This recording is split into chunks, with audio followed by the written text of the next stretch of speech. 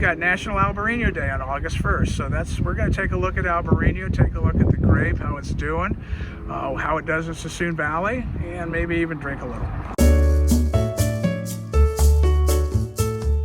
And so what we're going to do today is we're going to take a look at Albariño. This is right on Suisun Valley Road, and it's pretty much mid-valley. We're right across from Larry's Produce, right over here. Let's talk a little bit about Albariño. It's a grape from Galicia in Spain, which is in the northwestern part, and it's the green, wet area of Spain, relatively cool climate, and Albariño basically grows right on the coast of Galicia. It pairs up really well with their indigenous diet, which is from the sea. It is considered an indigenous grape to Spain going back to the 1100s. The grape itself is a very small cluster. It is small. You can see the entire cluster right here. Not real big. Produces mid-sized berries.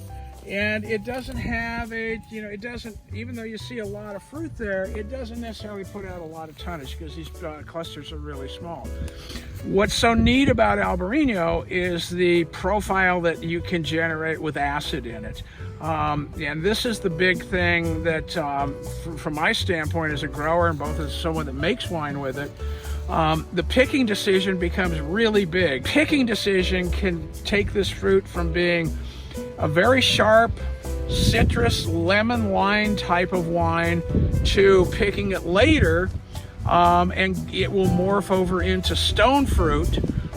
So you're going to think a nectarine, white peach, things like that are coming up. It's usually got a background of, for some people, of tart green apple, things like that. And then there's some minerality in the background as well, and everybody picks the thing up differently.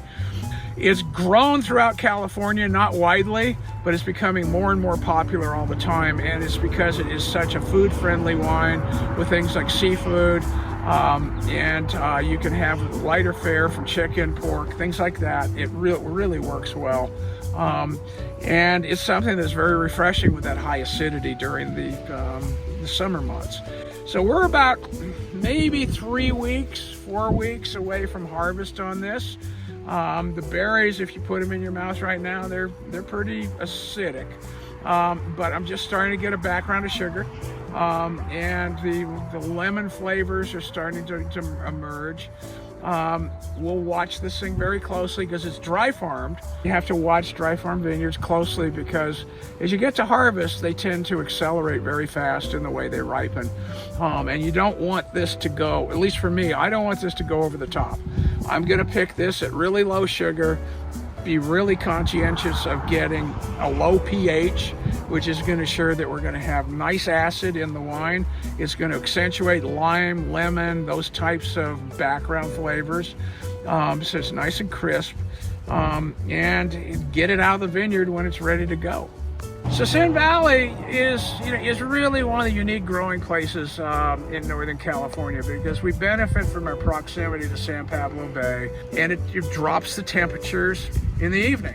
We get a burst of heat midday, and then typically the temperatures come back down, and as we're moving now from late July into August, what's called the diurnal change, which is the high of the previous day and then the low of the next morning, that range, when you get into the 40 and 50 degree swings on a daily basis, that is great for wine grapes, especially for white grapes. So this valley is really well suited to growing Albariño. It's been here since about 2008. I'm not the first one to grow it, but I'm the first one to make it in Suisun Valley. So 2016 Suisun Valley Albariño.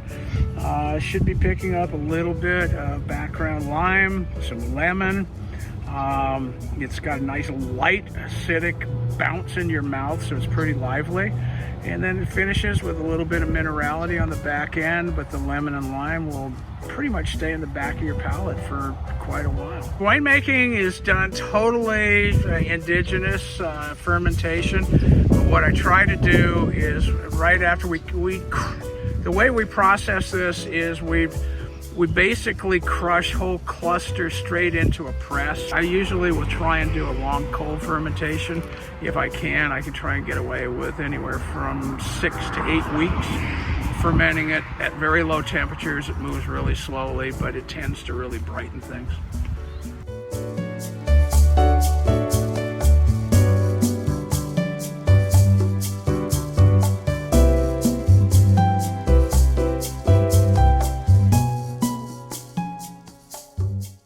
I didn't understand until a couple years later the very unique aspect of this land, in that portions of this used to actually be Suisun Creek.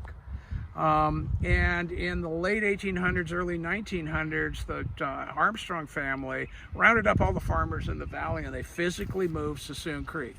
If you look that way, which would be tough into the sun, the creek was moved to the foot of the western mountain. And then everything was backfilled in here with horse-drawn land-moving planes so that they had ag land to work with. After I planted the vineyard, I was seeing that it was continuously acting like it was being irrigated. So big chunks of this, more towards the back, are actually sitting on the old stream beds of Suisun Creek. The creek itself is just about 200, 300 feet that way on the other side of those walnut trees. And this is pretty much where they reunited the change in the stream flow back to the original course of the stream. So it's a very unique property, allows me to dry farm something without really too much worry about, do we have enough water? Yeah, we got a lot down underneath.